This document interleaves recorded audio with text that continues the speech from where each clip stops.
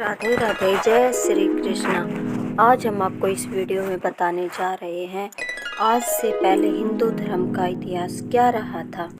तो चलिए जानते हैं। हर कोई यह जानने का प्रयास करता है कि हिंदू धर्म की शुरुआत कैसे हुई और क्या है इसका क्रमबद्ध इतिहास। बहुत से लोग पुराण कथाएं पढ़कर हमेशा भ्रम में रहते हैं और सोचते हैं कि आखिर पहले कौन हुआ और बाद में कौन। उत्पत्ति का मूल जानना और फिर क्रमश विकास, उत्थान और पतन को जानना जरूरी है। ग्रंथों में इतिहास को क्रमबद्ध न लिखकर काव्यमय और होच-पोच लिखा गया है, इसलिए वह हमारी समझ में नहीं आता है। हिंदू इतिहास की संपूर्ण जानकारी के लिए हमारे चैनल को लाइक सब्सक्राइब जरूर करें। हिंदू मानते हैं कि समय सीधा ही चलता है।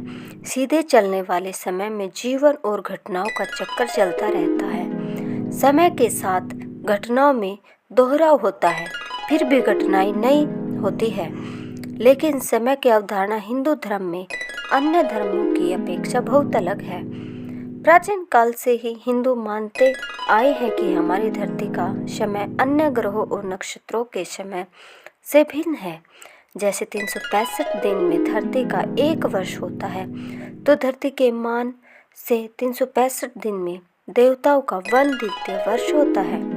हिंदू काल अवधारणा सीधी होने के साथ चक्रीय भी है। चक्रीय इस मायने में कि दिन के बाद रात और रात के बाद दिन होता है, तो यह चक्रीय है। लेकिन इसका यह मतलब नहीं है कि कल वाला दिन ही आज का दिन है और आज भी कल जैसी ही घटनाएं घटेंगी। राम तो कई हुए, लेकिन हर त्रेता युग में अलग अलग हुए और उनकी कहानी भी अलग अलग है। पहले त्रेता युग के राम का दशरथ नंदन राम से कोई लेना देना नहीं है। यह तो ब्रह्मा, विष्णु और शिव ही तय करते हैं कि किस युग में कौन राम होगा और कौन रावण और कौन कृष्ण होगा और कौन कंस होगा।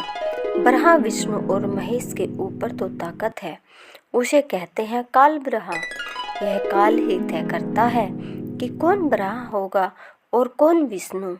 उसने कई विष्णु पैदा कर दिए हैं, कई अन्य धरतियों पर। खैर, उपरोक्त लिखने का आशय यह है कि हिंदू काल निर्धारण अनुसार 4 युगों का मतलब 12,000 दिव्य वर्ष होता है। इस तरह अब तक 4-4 करने पर 71 युग होते हैं। 71 युगों का एक मनवंतर होता है।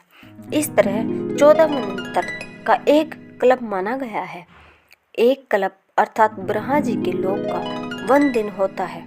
विष्णु पुराण के अनुसार मनवंतर की अवधि 71 चतुर्युगी के बराबर होती है। इसके अलावा कुछ अतिरिक्त वर्ष भी जोड़े जाते हैं। एक मनवंतर 71 चतुर्युगी दिव्य वर्ष मानव वर्ष। फिलहाल 6 मनवंतर बीत चुके हैं और यह 7वां मनवंतर चल रहा है, जिसका नाम वैवस्वत मनु का मनवंतर कहा गया है। यदि हम कल्प की बात करें तो अब तक महत कल्प, हिरण्यगर्भ कल्प, ब्रह्मा कल्प और पद्म कल्प बीत चुका है और यह 5वां कल्प वराह कल्प चल रहा है। अब तक वराह कल्प के स्वयंभू मनु, शौचो, सौरोचित मनु, उत्तम मनु, तामस मनु, रेवत मनु, चाक्षु मनु तथा वैवस्वत मनु के अवतंत्र बीत चुके हैं और अब वैवस्वत तथा श्रवणी मनु की अंतर्दशा चल रही है। श्रवणी मनु का आविर्भाव विक्रमी संवत प्रारंभ होने से 5631 वर्ष पूर्व हुआ था। हिंदू धर्म के इतिहास को कई इतिहासकारों ने लिखा है, लेकिन आजकल नेट का युग है। यहाँ इतनी लंबी चौड़ी बातें लिखने से शायद ही समझ में आई। मोटी मोटी किताबें पढ़ने की किसे फुर्सत है। हिंदू धर्म के प्राचीन इतिहास को किसी मानव की उत्पत्ति से जोड़कर नहीं देखा जा सकता।